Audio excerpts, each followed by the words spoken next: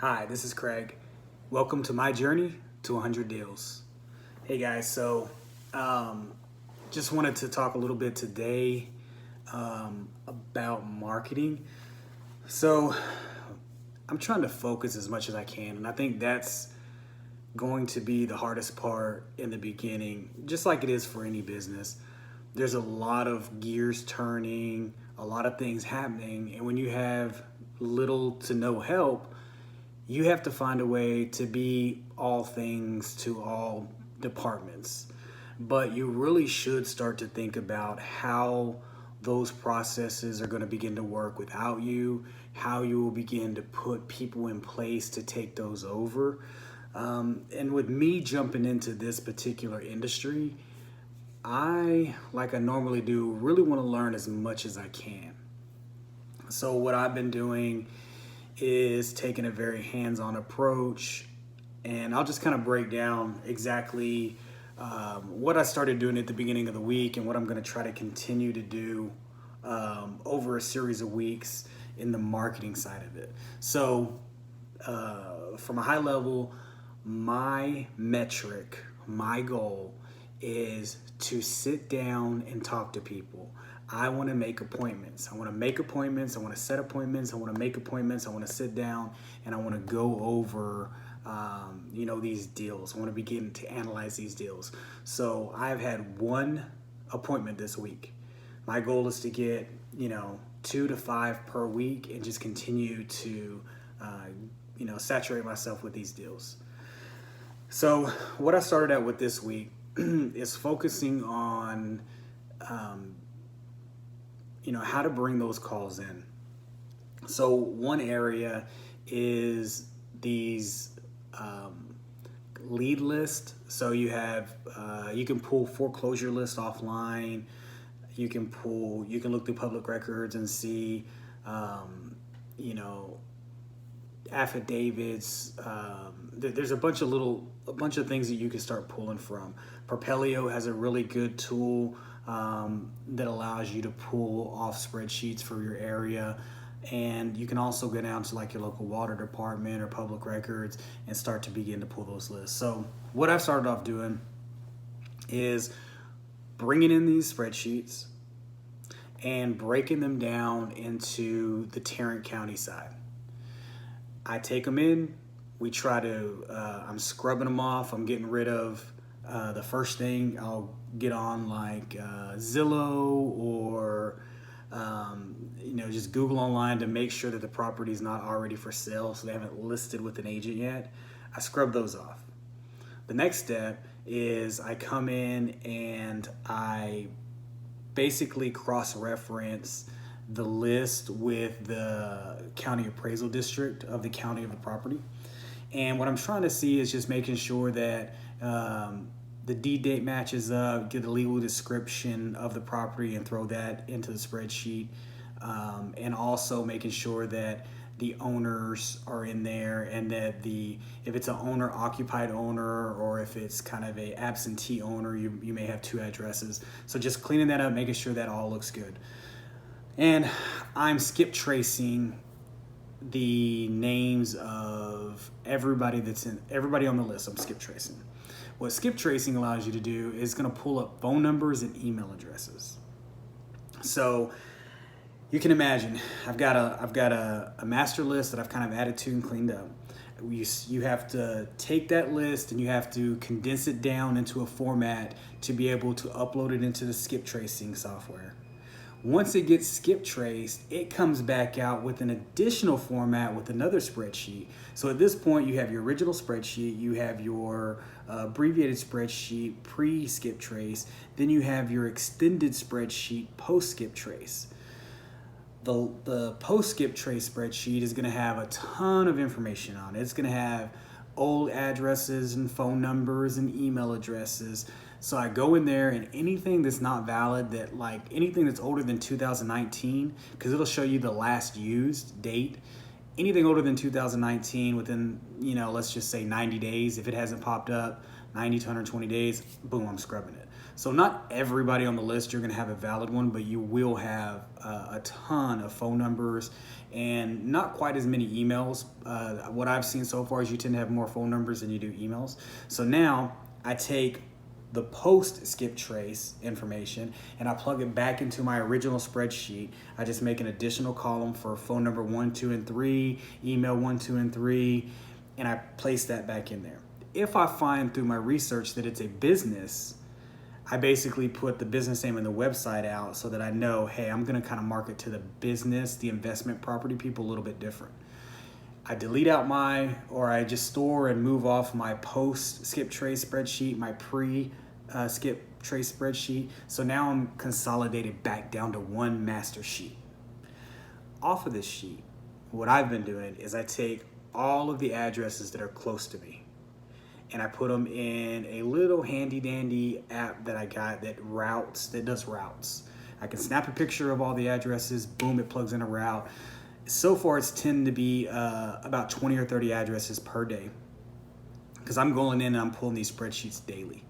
So per day, I've got about 20 or 30 addresses and I'm physically driving over there and I'm dropping off information at the door. If there's a way to engage a conversation, I engage a conversation. I'm looking at the properties. I'm looking at properties around there. And on my daily route, I go through and I jot down addresses. Boom, boom, boom. I'm coming back with 10, 20 addresses. I throw those back into the batch that I need to research for tomorrow. So let's fast forward let me break it down. I'm doing the physical walk to the address, and then with everything that I have, the entire spreadsheet that I have the mailing address, I'm doing a letter mail campaign where I am folding up the letter, putting it in an envelope, boom, shooting it off. I do have a new software that I'm testing out today that does ringless voicemail. So all of the phone numbers that I've collected, I'm gonna start sending out ringless voicemails. And then all of the email addresses, I just shoot them into a kind of a mass email list and shoot them off, something similar verbiage to what I'm sending in the mail.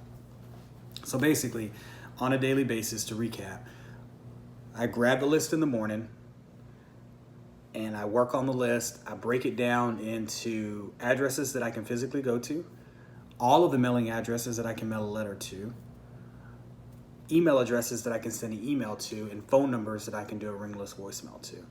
And I basically drive the addresses from yesterday to today. So the addresses that I did today were from the list that I pulled yesterday. And I'm gonna continue to do this process 5 days a week for the next 3 weeks and start to see how I can generate as many leads as possible. The other thing that I do on the weekends, or that I've done the past couple weekends and I'll continue to do, is the bandit signs. So on Saturday morning, I'll go put out bandit signs, and then Sunday morning, I'll put out bandit signs. Most of these lead lists or anything you get public records, they only work for Monday through Friday, so there's not a lot of generation of new leads you're gonna do from that source on the weekends. But every single time you go anywhere, if you see an abandoned property, you see the high grass, if you see anything that, you know, makes you question who's there, who lives there, does anybody live there, jot down the address, do some research on it, throw it in your list. I will do next week's video probably on direct mailers and some of the information I've gotten with that. I did go down and speak to the guy at the post office. I've got a couple ideas about doing mass marketing, mass direct mail marketing. It involves, here in our area, getting a permit and paying some fees. So I'm kind of cross-referencing that with hiring a company and just utilizing their permit and mailing it out. So I'm gonna really weigh the differences, benefits to both, and I'll kind of report back to you guys and let you know. But here's the main objective, is as soon as the information is available, you need to go down and you need to start marketing and putting your name out there. A lot of people say they don't pay attention until they see you 4, 5, 6 times. Sometimes first is best, sometimes last is best. I'm gonna continue to operate under the assumption that I know nothing, because I'm just going to look at it kind of as a scientific experiment. I'm going to continue to keep trying and trying and trying, weeding out the things that don't work, keeping the stuff that does work in my tool belt. I suggest, if you do not already have a way to use multiple phone numbers, to get that.